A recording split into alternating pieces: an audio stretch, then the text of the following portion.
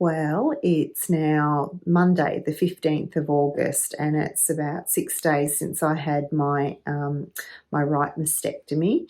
And yeah, as you can see, I'm back at home. I thought it was about time I gave you a bit of an update. I've been pretty good, actually. The pain wasn't as bad as what I was expecting, and the wound seems to be behaving itself.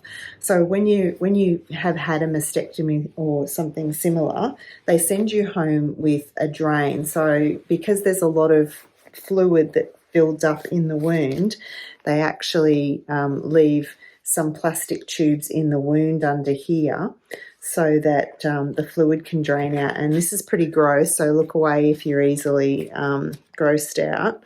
But yeah, this is what you go home with. So we've got the bag which sort of sticks out, the tubing sticks out from underneath my clothing. So I'm getting around at the moment with my my little surgical drain here in the beautiful bag that was made for me by the Simple Gift of a Bag ladies and people. So thank you for that. It's gorgeous. Yeah, and so basically what happens is the surgeon says to you when it stops draining by a certain amount, that's when they can take it out. So my aim is to make sure that I'm not draining out more than 30 mils of fluid a day for 2 consecutive days, and then the drain will be able to come out. And the home nurses are going to pop over and attend to that for me. So just waiting on that coming out. I was in clinic today. I got to see the surgeon, who's very happy with how everything looks and is healing at the moment. But unfortunately, still no results from the pathology. So during surgery, she performed what's called a skin and nipple sparing procedure. So I've got my own skin and nipple still in place, and she's taken the breast tissue out, and she's taken a couple of the lymph nodes out from underneath the arm. And then she's popped an implant in place just to kind of keep the breast shape for the moment while we deal with all of the other things that need to be done.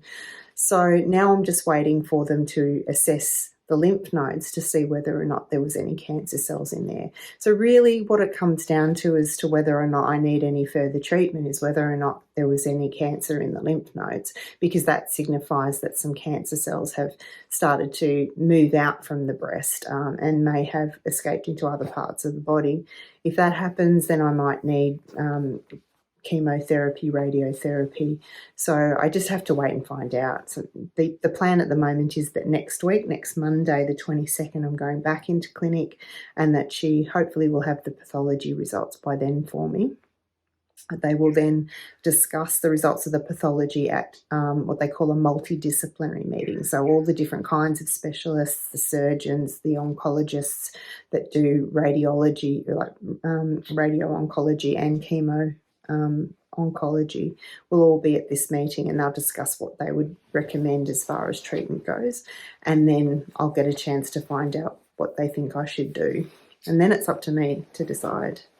So it's all a bit overwhelming. I had a visit this weekend from my very good friend from Brisbane, who also has had breast cancer. In fact, she was only 44, so this was about 10 years ago when she got her cancer, and she opted at the time to have both breasts taken off.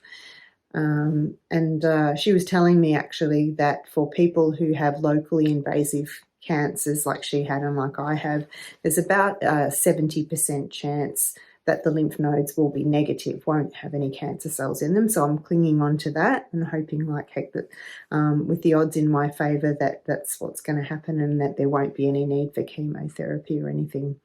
But of course, watch this space. I will know more as things unfold.